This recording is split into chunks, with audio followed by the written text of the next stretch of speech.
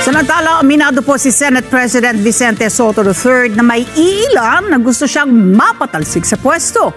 Nagbabalik si Mayan Corvera para sa Balitang News.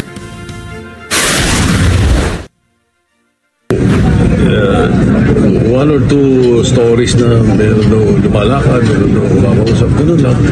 Kinumpirma ni Senate President Vicente Sotto na may mga kumikilos para mapatalsik siya sa pwesto. Pero tumanggi si Sotto na pangalanan at sabihin kung ilan ang nagbabalak na tanggalin siya bilang Senate President. Sabi ni Sotto, ipinauubayan niya na sa mga kasamahan ang kanyang kapalaran. Ako naman, I leave it to our peers. The Senate President is always, or the Senate President should always leave it to the wisdom and the trust and confidence of his colleagues.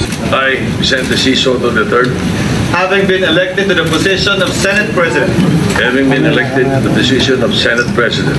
Ayon kay Sotto, madalas niyang naririnig ang banta sa kanyang leadership pero walang makitang issue na maaring ibato laban sa kanya. Hindi naman anya nila pinag-usapan sa caucus ng mga senador ang issue dahil tumatanggi naman ang itinuturong pasimuno ng kudeta.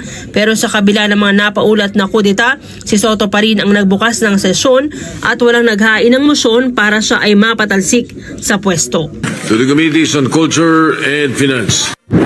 Mayan Corvera para sa Mata ng Agila, matatag, matapang, matapat.